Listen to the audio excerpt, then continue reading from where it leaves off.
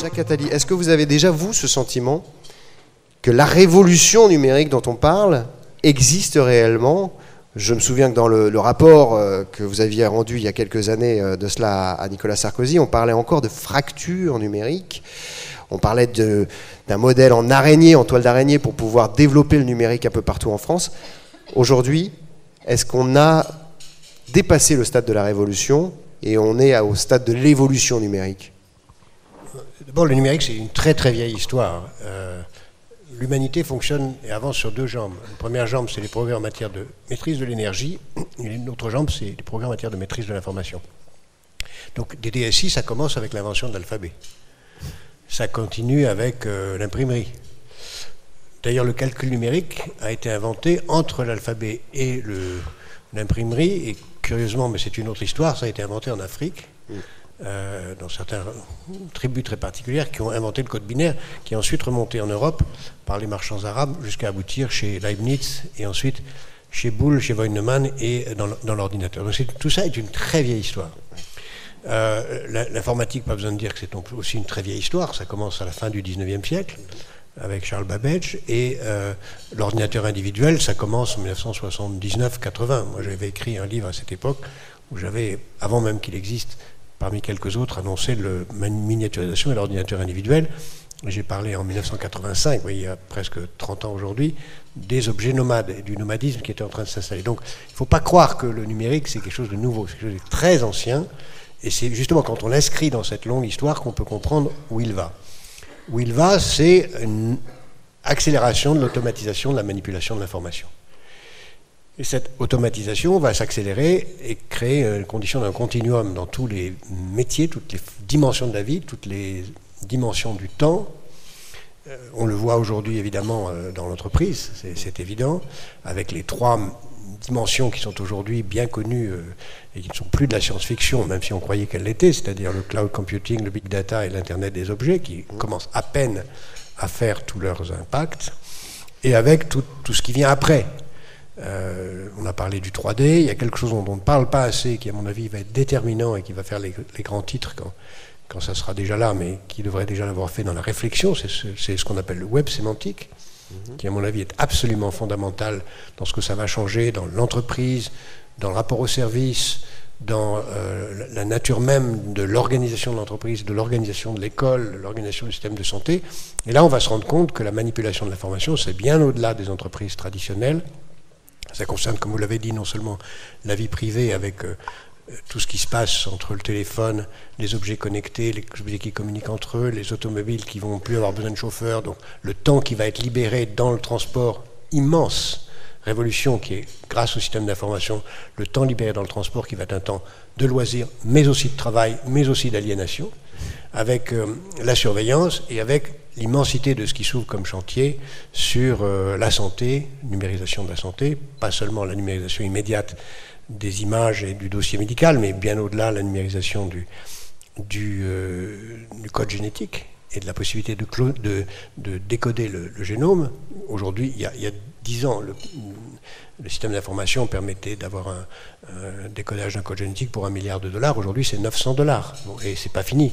Et donc l'accumulation de données sur plusieurs milliards de personnes va bouleverser, et ça c'est dans moins de 10 ans, la santé.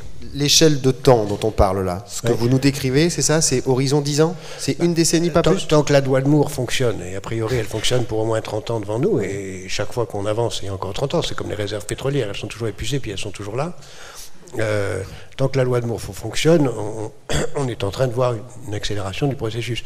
Donc je pense qu'on va avoir 3 domaines qui vont voir une accélération majeure assez vite, c'est biotech, nanotech et neurosciences. Et tout ensemble, c'est un bouleversement des systèmes de santé, bouleversement des systèmes d'éducation, bouleversement de l'appareil d'État et une accélération de la confusion entre temps de travail et temps de vie, une accélération du nomadisme et de la disparition des frontières, une impossibilité de mettre en place, à mon sens, à long terme, des systèmes de contrôle. Le bouclier perd toujours contre l'épée. Et donc le système de contrôle va perdre contre le système d'attaque. Et donc on entre dans un monde d'une sorte de tyrannie de la transparence, de généralisation de la surveillance, qui a de bons côtés. Hein. On souhaite être surveillé donc pour être en sécurité, mais à mon avis c'est ça qui s'installe, et c'est un monde radicalement nouveau qui à mon avis va aller beaucoup plus vite qu'on ne croit. Et là où il faut savoir garder raison, c'est que malheureusement jusqu'à présent, contrairement aux évidences apparentes, tout démontre qu'on ne sait pas démontrer l'impact des progrès des systèmes d'information sur la croissance. Alors justement, les études les plus récentes montrent qu'il semble qu'il n'y en a pas. Il y a l'INSEE, il y a quelques semaines, qui a rendu un rapport qui démontre aussi que cette évolution du numérique ne se fait pas en gagnant de la productivité et en créant de l'emploi. C'est ça que vous nous dites, c'est-à-dire que c'est une autre façon d'envisager le travail, de le déplacer éventuellement. Il y a énormément de dimensions. Il y a une vieille étude qui vient de sortir de Harvard, dirigée par Larry Summers, qui a redémontré qu'il y a une vraie différence entre le monde des nouvelles technologies et le reste de l'économie. Elles ne sont pas vraiment connectées, que les progrès en nouvelles technologies de l'information, avec toutes leurs conséquences sur le reste de l'univers, est si rapide que les progrès techniques n'ont pas le temps de se déployer avant d'être remplacés par un nouveau progrès technique. Donc, il y a toujours des early adopters, et donc les inégalités s'accroissent parce que le progrès technique n'a pas le temps de se diffuser. Donc, il y a une aggravation, et ça c'est vrai. Les inégalités s'accroissent aux États-Unis depuis 1978, toutes les statistiques le démontrent, et ce n'est pas un point polémique. Et malheureusement, les nouvelles technologies vont tellement vite dans leur progrès qu'elles ne permettent pas de réduire le fossé. La fracture numérique existe encore plus que jamais, même si certains rejoignent la technologie d'avant-hier. Et alors la protection des données personnelles, est-ce que c'est un enjeu par rapport à ce que vous dites, ou est-ce que c'est un combat qu'il faut oublier d'arrière-garde déjà, alors qu'on ne parle que de ça en ce moment? Je ne pense pas qu'il faut l'oublier, parce que personne ne sait comment va tourner la bataille, mais si j'avais un pronostic à faire, je pense que c'est une bataille perdue. C'est comme quand c'était en 1938, on construisait des tranchées alors qu'il fallait faire des chars d'assaut. C'est pas la guerre qu'on gagne, on gagne la guerre dans l'assaut. Et d'ailleurs, tous ceux qui sérieusement parlent de cyberdéfense savent bien qu'il faut parler de cyberattaque et pas de cyberdéfense. Alors, je disais tout à l'heure, il y a cette idée de devoir développer aussi l'industrie du numérique, parce que ça peut être une terminologie un peu atypique peut-être, mais de façon organisée sur le territoire. C'est-à-dire qu'aujourd'hui, on a le sentiment que le numérique est destiné aux grosses métropoles et oublié dans certaines zones rurales. Vous, votre sentiment, c'est qu'on va vers une démocratisation de ce numérique? En toile d'araignée, je le disais tout à l'heure, pour reprendre les termes que vous utilisiez il y a quelque temps. D'abord, à l'échelle mondiale, on va vers la disparition des nations et le pouvoir aux grandes villes. Les mégalopoles vont prendre le pouvoir. Donc les nations sont en train de disparaître, les grandes villes prennent le pouvoir. Les grandes villes, c'est très large. Ça contient toute une série de villes alentours, etc. Donc en France en particulier, les métropoles, et avec la lenteur de la réforme des institutions de la République, ça va évidemment être plus lent, mais les grandes villes vont prendre le pouvoir progressivement face à l'État et face au reste. Donc il y a, grâce à la nature de la société française, qui est une société où il y a un vrai pouvoir des collectivités territoriales, on va conserver la possibilité de maintenir une certaine égalité à l'égard des moyens d'information. Mais la France est un cas très particulier. Regardez tous nos voisins. Très intéressant de regarder la carte d'accès à Internet au haut débit et au très haut débit en Italie, par exemple. Si vous regardez la carte de l'Italie, c'est frappant. Il n'y a pas de haut débit au sud de Rome. Et même au nord, c'est une courbe très petite. Si vous comparez à la France, nous avons un avantage considérable. Donc je pense que la France a cet avantage et qu'on va maintenir cette décentralisation qui est un atout tout à fait considérable et très rare, extrêmement rare. Et alors justement, pour la profession de DSI, pour ces directeurs de systèmes informatiques, quel est l'enjeu, selon vous, des années qui viennent? C'est pas parce que je suis là que je le dis. J'ai toujours pensé qu'une entreprise, il faut, quand un chef d'entreprise a la bêtise de me demander mon avis sur quelque chose, une des premières questions que je lui pose, c'est: est-ce que dans votre COMEX, il y a le DSI ou le CTO, et est-ce qu'il y a le Compliance Officer? Si vous n'avez pas le CTO et le Compliance Officer dans votre COMEX le plus restreint, vous êtes très mal parti. Et c'est pas le modèle dominant. C'est pas le modèle dominant. Plus d'ailleurs pour le Compliance Officer que pour le CTO. D'autre part, c'est très important parce que le DSI, c'est pas seulement qui, comme on le disait tout à l'heure, répond. C'est pas le helpdesk, c'est beaucoup plus que ça. C'est quelqu'un qui doit influer sur la structure de l'entreprise, sur la capacité de l'entreprise à changer, sur l'introduction des nouvelles idées. Et ce qui est frappant en France, d'ailleurs, c'est qu'on est assez bon dans ce domaine, puisque d'ailleurs on a parmi les meilleures entreprises du monde en matière de conseils en installation de logiciels, mais curieusement, on n'a pas de très bonne entreprise en matière de logiciels. Donc ça prouve qu'on n'est pas mauvais en termes de mise en place des systèmes, même si on est moins bon en termes de création des systèmes, sauf des cas exceptionnels. On a quand même des grands logiciels français. Donc je pense que le CTO, qui, à mon avis, je prends le mot anglais, mais il n'y a pas vraiment d'équivalent français qui couvre le CTO, à mon avis, doit être au plus haut niveau de l'entreprise, parce qu'il a aussi comme fonction, et dans l'État on le voit bien, ce qui est à faire, c'est à changer complètement la nature des services, les regrouper, les gérer autrement, penser le rapport au consommateur, c'est-à-dire au contribuable et à l'usager différemment. Et ça suppose que celui qui est en charge des services soit le plus haut possible.